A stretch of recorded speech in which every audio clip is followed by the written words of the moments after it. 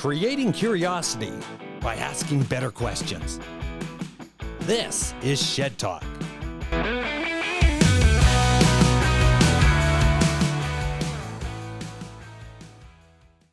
Sonya Sharp, Ward 1 Councillor. Hospitality and the Events Centre. What do you know that you didn't know? Sonya Sharp, thank you very much for joining me on Shed Talk. This is an honor to have you here today. Thank you very much for having me. Do you know what's interesting, Sonya? I didn't know much about you. I knew a little bit about you before and stuff like that. But as of today, you do some pretty amazing stuff for Ward 1. What would be one of them? I would say the most amazing thing that myself and members of my team do on a daily basis is making sure that we're 100% communicating with them. And that was something that they needed. I know from the past, but it's just representing them, representing their voices. It's not, this job isn't about me. It's about the people I serve. And so bringing them to council every once a month or every committee is my job. So I would say that's pretty amazing. And being able to represent over 114,000 people every day is a pretty big deal, I'll be honest. Well, representing 114 just constituents. Yeah, in that area. How does that make you feel? It's a big responsibility. And so coming out of my last job where I was served already 20 years as a public servant, I knew my role going into this was going to be a little bit different because there's going to be, obviously a mix of priorities from people that live in your communities and making sure that you're balancing all of that. You're balancing, common sense with ideology. That's what it's come down to. And making sure you're making the best decision for those folks that can't be there every day to speak up and making sure that those decisions impact them in a positive way. And if it doesn't, you have to explain your why.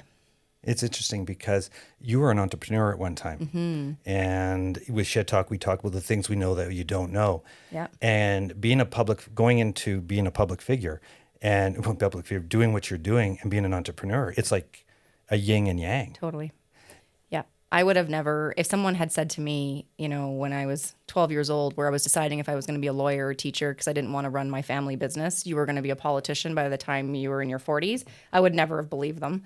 But, life just happens. And, I ran into being an entrepreneur because of family changes at home and taking over my dad's construction business in my early 20s, not making any money. And every entrepreneur knows you're the last person as a business owner to get paid.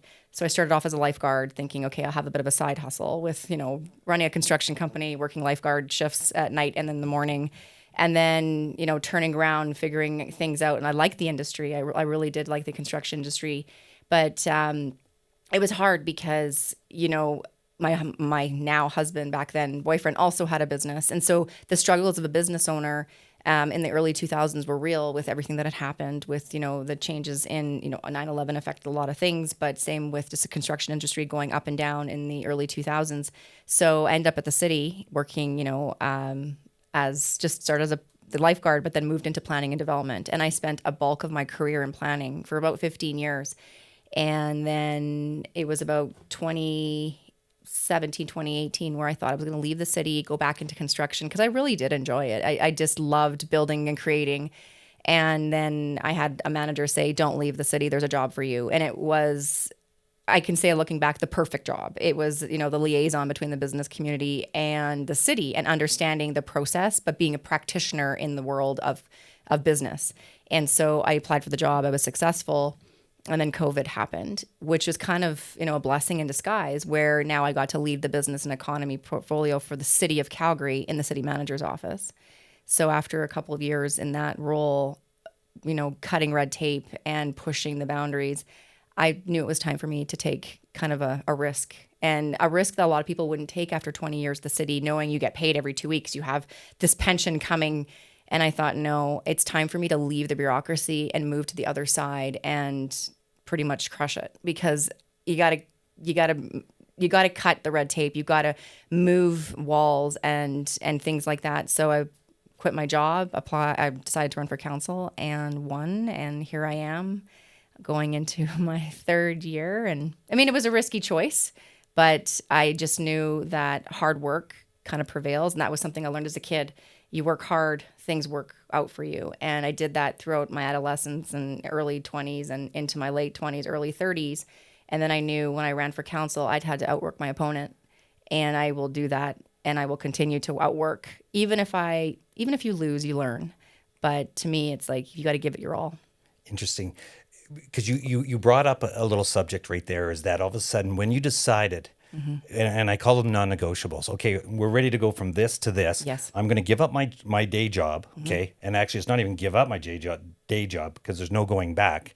How was that conversation with your family? Because that was a big that's deal. a big deal. It was a big deal. So I have 2 kids. At the time, they were a little bit younger. And my husband, I sat down with him and I said, I think I'm going to run for council. And it was the January of the election year. And he made a joke and he was like, you're watching too many movies, during Christmas. And I said, no, I think it's time for me to take the risk. And I'm a risk taker. I always was, even in business. In business, you have to take risks and you learn, you win and you learn. That's what my dad always taught me. And sometimes, you have to let certain things go. And when things don't work out, it's okay. Those things will pass and you move on. So we sat down and we thought financially, how would we make this work? Because I was giving up a paycheck every 2 weeks. And to be honest, I was making more money in that job than I am now. And so how are we going to survive if I didn't win? And so we sat down and I had all my holidays from the that I hadn't taken yet. So I decided to take that as payout. And I started to work with a really small team and say, I'm gonna run for council, and this is when I'm gonna quit, and this is when I'm going to announce. So my last day at City Hall was July 19th, 2021, and I nominated myself on the 21st of July. So it wasn't a lot of time in there from July to October. So I knew I had a lot of work to do and get my name out there in the community and knock on doors. So it was a risk we were all ready to take. My kids were super supportive. My family was super supportive, and my village of friends. And you have to have those people, because I wasn't thinking like, what if I lose? Because you can't. You have to think this. You got to win. You got to win. But if you did, at least you need that emotional support. But you also need that emotional support when you win, because there's a change and it's fast paced, and you have to be ready for that. And you have to use a village of people to support that as well. So when you picked, okay, you're getting ready to go. Okay, you decided, you talked to your husband. Okay. Yeah. All right. This is it. It's a non-negotiable. We're going after, win or lose, tie, draw. I am in this 100%. for the whole caboodle. Yep. And then that is it. So then all of a sudden he's going, okay, here you go. You got your paycheck coming in. Now, where, and you must remember the first door you ever knocked. Yeah, I do. I remember the day I hit send on the email that I was resigning, and it was like almost the best feeling, I'll be honest, because I was ready for it. And then I remember the first door, it was in Tuscany, and everybody told me to start door knocking in Tuscany because it was the nicest neighborhood. And it was an elderly lady that came to the door, and she was lovely. She had all of these trees on her porch, and it was just like, I felt like I walked into some like fairy tale, I'll be honest, because the amount of foliage that was everywhere. And she came out with her rocking chair, and we sat and talked, and she just said to me, her first question was like, why do you want to do this? And I was like, almost not ready for that question, because it's your first door. And I was like, because I need to make a difference in the city. I need to make a difference in Calgarians' lives, in your life. And I'm willing to, you sacrifice. You would be lying to yourself if you don't think you sacrifice as a public figure. You do. And you have to learn what you sacrifice. And so you sacrifice a lot of your ego. You have to. You sacrifice a little time with your family, and they have to be okay with that. And you sacrifice time for yourself. And you got to be okay with that. So she was so excited. So she was not only my first door, my first sign. And so I remember that. And I remember saying, like, it was really nice to meet you. And she was really excited that I was running. But that moment when she asked me, why you're running, you need to justify your why. You need to know on every door. You're not going to get that nice old lady that answers the door. You're going to get the folks that challenge you, and you need to be prepared for that. And you need to listen. And how does it, because you just mentioned as well, so I'm going to dig down a little bit deeper for curiosity's sake, is you mentioned about ego. Now, here we are in a podcast, and we're in ego, we're in the social atmosphere and stuff like this. Now, running as a politician, and you're going in there, yes, I want to create change. How does ego play effect in it that you said, and you used the comment that it doesn't affect you, meaning you had to get rid of your ego, or does it build your ego? You've got to balance the fact that you're confident in decisions you're making for those you're representing. I can't go into council and trailblaze saying this is what I want. The I, you drop that. The me goes away. And so you're a public servant. If you take all titles away, you're a member of like a board. And at the end of the day, you're still a public servant. You are here to serve the public. I'll use an example, right, of the bag bylaw. And I use this example because we got a lot of feedback on what people thought about that. If I thought that was the best thing since sliced bread, it doesn't matter what I think. It matters what everybody else thinks. We also have a shelf life. You want to continue this gig? Start representing. Make sure you represent. And so what I mean by parking your ego is the fact that it is not about you. You know, like the water main breaks, I got out there with my team, and it's not about me getting out there with my team. It's about me making sure my constituents have water, because that's your number one duty as an elected official. This is a critical need for humans. So there's no, another thing is like, there's no perks to this job. I don't know what people are like, oh, I'm going to run and be a politician because there's so many perks. Really, because there's not. You go to pump gas, people know you want to talk about stuff they hate. And you have to be, that's your job, is there to listen. And it's a gig you got to get yourself into. And at the end of the day, you got to realize that none of it's about you. And when you're here for your term or you stay for longer, who knows, you have to have identity outside of this. And your identity in this job is representing the people. And it's interesting because you mentioned the word we. Mm-hmm. Everything comes to the we versus the I. I'm going to make changes in politics. I'm going to do this versus the constituencies and saying it's the we. And how that affects each councillor. And I got to say this because we were talking earlier about this. Alderman. Oh, yes. I have to. It was funny because we're talking about alderman and councillor. Yeah, that changed. Do you know the difference between the two? Well, they changed. I don't remember when they changed it, but 2010. Yeah, I was in admin when they changed that. And, I still do get called alderman once in a while. And, I'm like, it's okay. Like, I look at the fact that, maybe the age and the demographic didn't know it changed, and it's okay. But yeah, it's an interesting that they changed the term. They were also part-time at one point. And that's interesting because as an alderman, or now as councillor, mm-hmm. and as an entrepreneur, mm-hmm. going back and having a job, are you able to have a job and be a councillor at the same time? Yeah, there's a lot of conflict of interest. And so my husband and I sold our last business in 2016, so I don't have a business right now, but it would be a conflict of interest. You have to think about pecuniary interest at any time you would benefit from a decision. And so you want to be very mindful of that. You're getting in here and you do want to have a clean slate. Anyone can find anything on anyone. And so you want to be authentic. And that was one thing I would say to people was when I was running is what you see is what you get. I went to I'm going to use numbers. I went to a high school reunion a few years ago. Yeah. And I had some folks that had come up to me and they said, you are still the same girl we knew when you were 16. What you see is what you get. I don't sugarcoat it. And it's good for people to understand the truth to things, and you'll like it or you don't like it. So your first one in Tuscany, okay, mm-hmm. going back to the lady end in Tuscany, what ward was that? Ward 1. So that is Ward 1. Yeah, in Tuscany. And you stayed in Ward 1 forever and a day.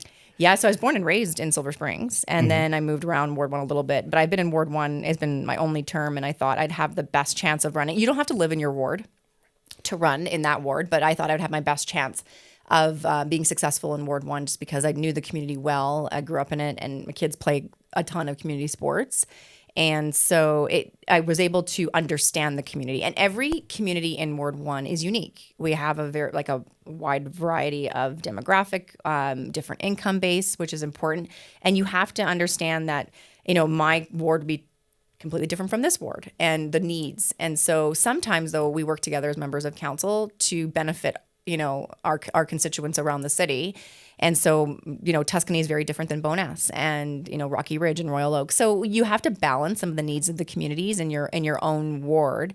But at the end of the day, the things that matter to people are, public safety, affordability, being able to understand they live in a clean city and a safe city, and the roads are functioning. properly. So those are things that you hear a common thing from people, but every ward and community will be unique in its own way. So as in, okay, so you back then, I'm going to go back. I want to deep dive and go into this because we're going to talk a little bit about, and I want to get into is the social media side of it. Because when you look at elected officials and the power of social media, the power of obviously the influence that it has back then to now, how has that changed in your perspective as being councillor? So social media can be a good thing and social media can be a very bad thing. And it depends on the day and the topic. Social media to get the message out for, obviously emergencies, things like that, it's super positive and you use it. But it can be in a way weaponizing. People weaponize social media in a way. I've actually noticed that LinkedIn has turned into a mini Twitter lately. And I say that because LinkedIn was a very professional platform where, you would look for jobs and things like that. But people are commenting something that you'd see more on a Twitter. But things have evolved and changed. I would say people get a little bit more obviously brave on social media. I always welcome a face-to-face conversation if you really want to challenge votes. But social media, though, also pushes out information and you can control it. As an elected official, you can control your own, who you are, and not let other people control who you are, and you can myth bust, but you've got to stay on it. And it's, like I said, it's good if you know how to use it, but it also can be a detriment to people. And I know that there's members of council that it does affect them personally. I can get slammed on social media. I can get praise on social media. It's how you want to take it and take it in. And I'm not going to say you need thick skin, but what I'm going to say is if those folks really want to say something to you, they will find a way to say it if they're big to your face. And sometimes social media just becomes a little bit more easier for people to have the courage to, voice their concerns or their opinion of you. So with the social media back in the day, going out there into where it is now, it's not that you're for it or against it. One you way need or it. it's You do there. need it. Right. Yeah. And then with everybody in your team on board with it, how do you control the narrative? So what we do is, when we have certain votes, we make sure that we're kind of ahead of that. And so stating kind of my why. So I vote yes for something, why. I vote no for something, why. And then making sure that information's on the website as well so that, we can still have a kind of a hub of information. Because not everybody has social media. So we draw people where the information's at.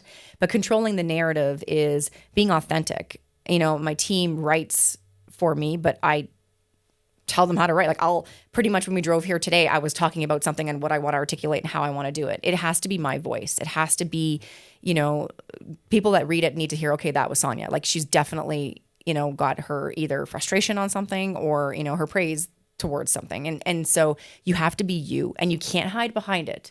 And the other thing with social media is if you're going to put something on one platform, make sure it's consistent on the others because not everybody follows everything.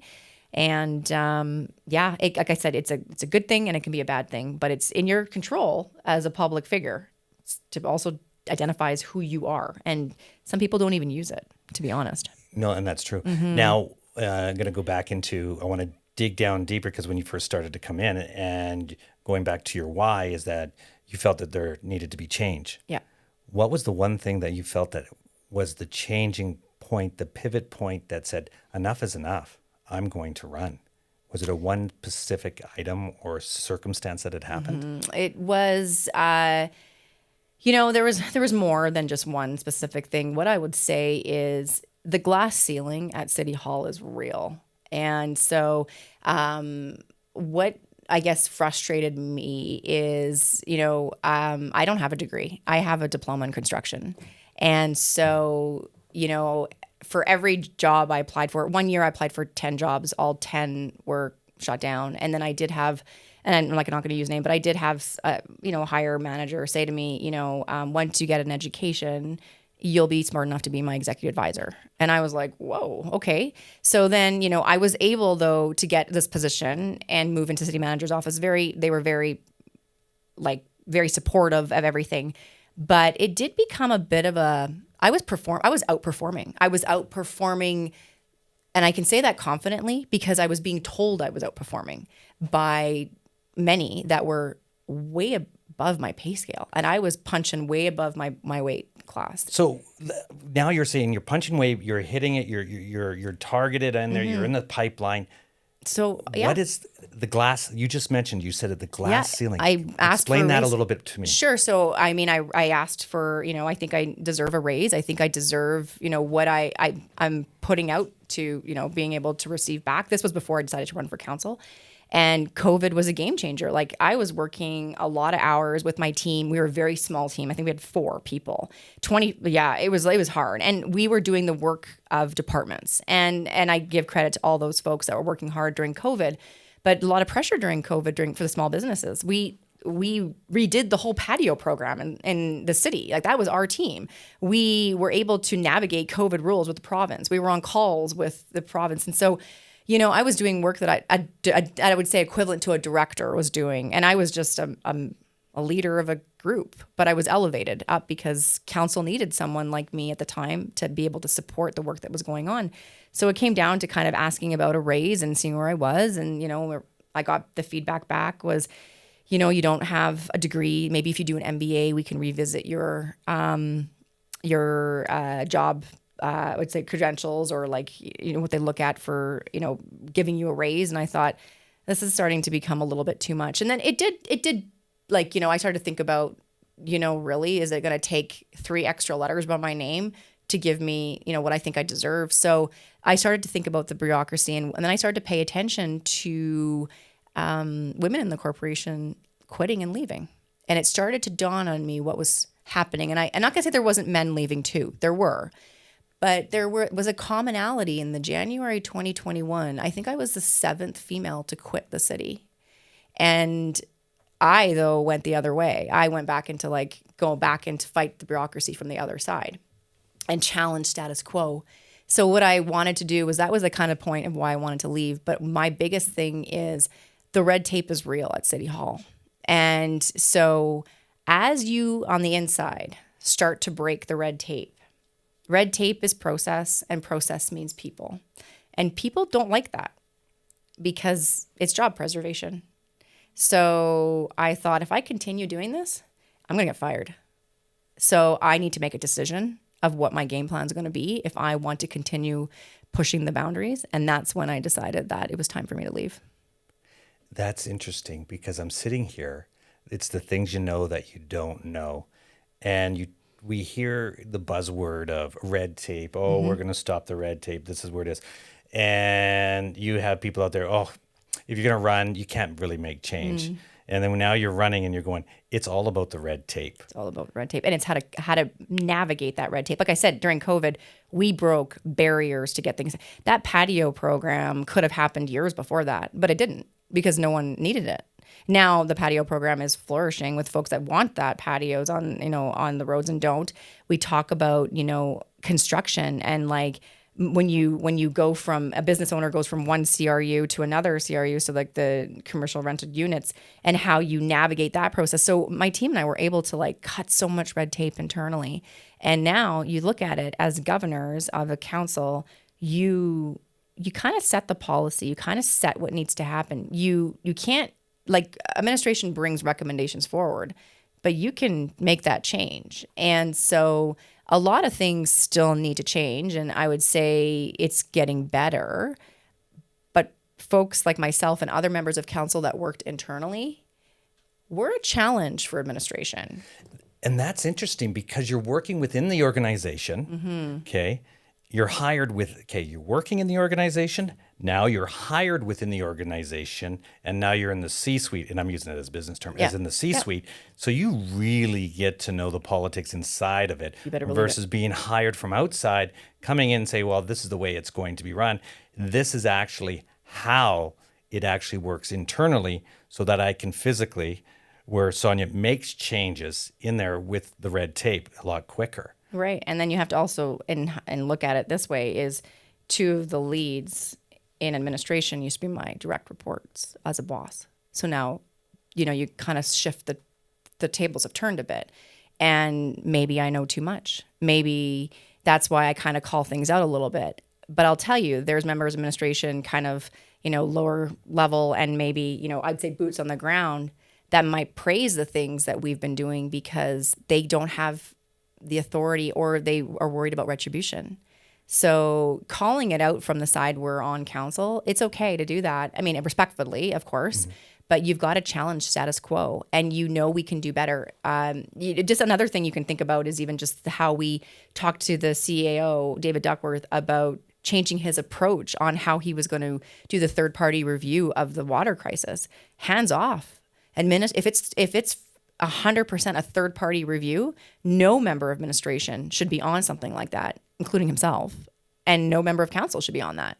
And so you've got to be able to kind of set the stage a bit. And we do that with our own policy directions, but you also have to challenge what's being brought forward to you. And so I think sometimes I'm a bit of a pain in the butt to administration, but I'm fine with it. Well, being a pain in the butt means that you're committing change. If everybody liked you, then I guess I always use it like this: if your competitors like you, that means your price is too high and your quality is terrible. If they don't like you, that means you're very aggressive and you do a great thing in change. So obviously you're making great changes that happen in there. Now, what has been the greatest challenge of your whole career right now? Because you had the water crisis, you've had everything, the arena, everything. What's been one of the highlights? And I say it a highlight because there's no such thing as a bad thing, because we can commit change to do anything, because the city of Calgary is amazing. But we have challenges. What was the coolest challenge you've had? And it doesn't mean it's bad. Oh, it's coolest just challenge. And it could be the lowest part, but it's never bad, because we're there to grow. Exactly. I think the coolest challenge was last November budget adjustments, when I brought 10 amendments and was punched in the face 10 times. So I lost every single one and was like, oh, well, it's fine. Like I think sometimes a loss is a win.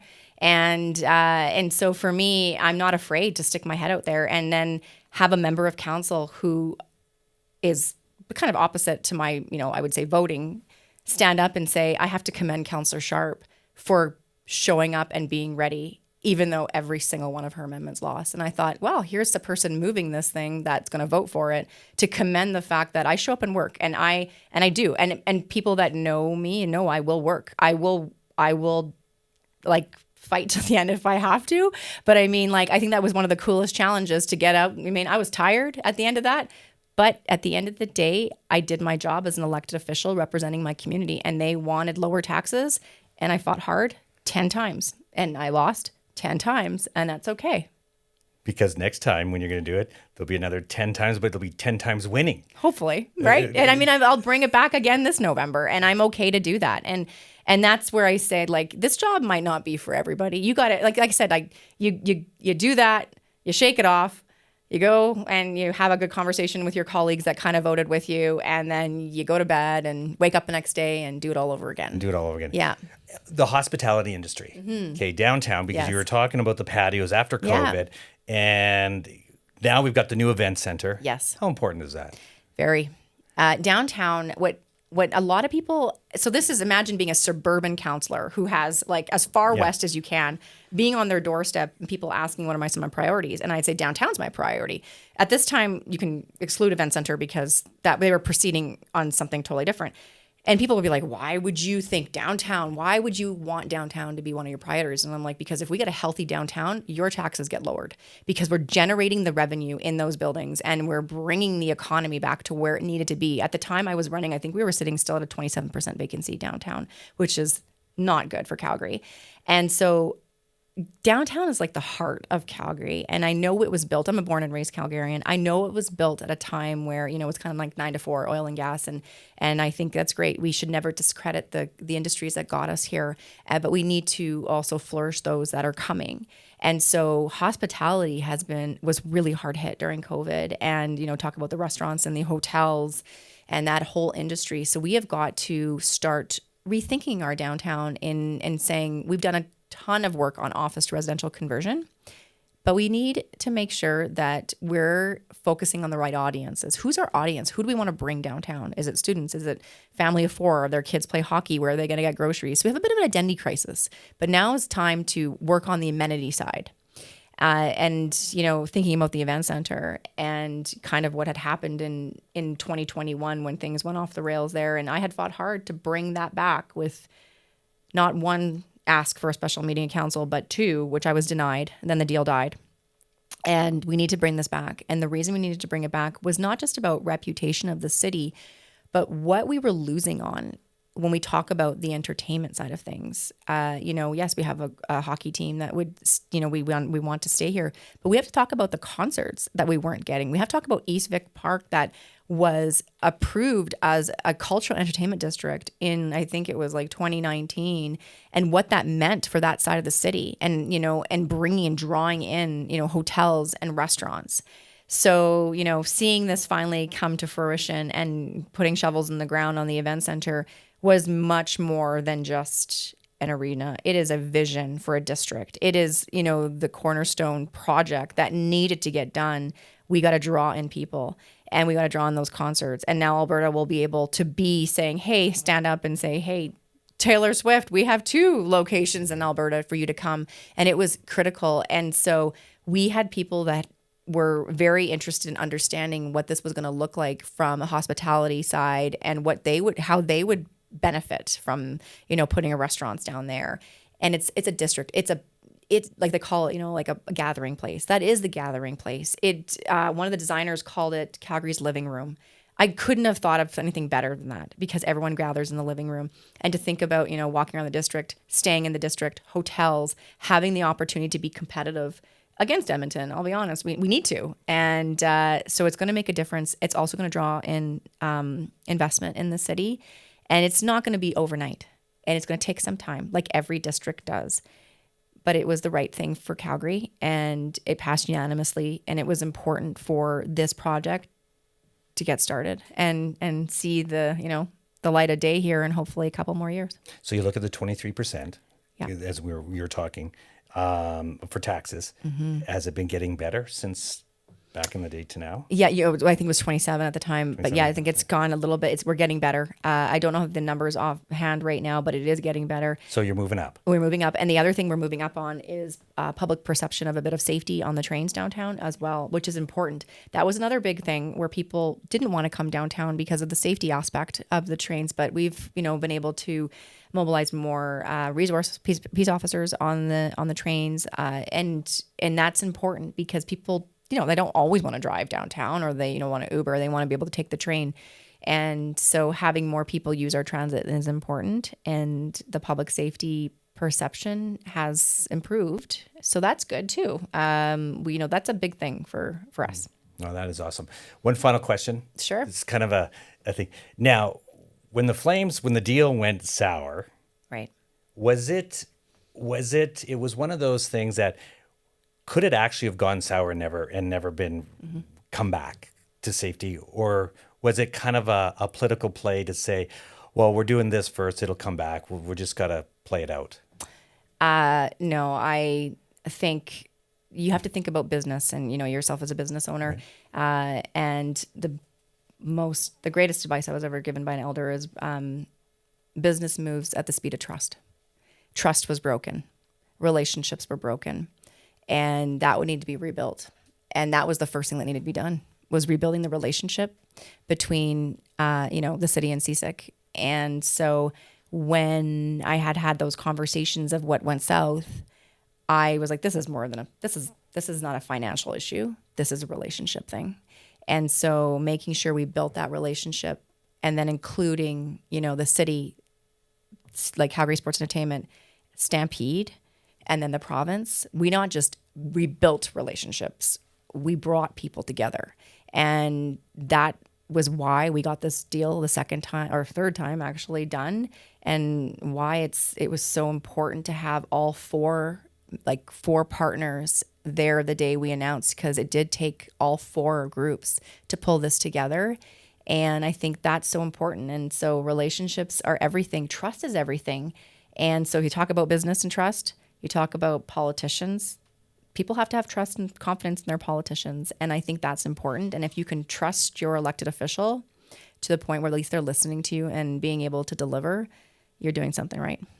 That is awesome, Sonya. Thanks. Well, Sonya, is there any last thing you want to talk about or sum up or anything like that for yourself right now?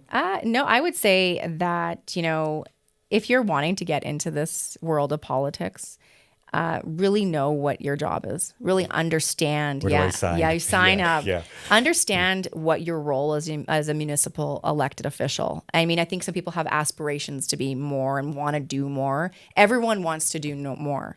But if you pick this gig, know what your job is and pick a couple things, 3 things, I'll say, in your term and try to do them, because you're going to only do maybe 1 to 2 things right.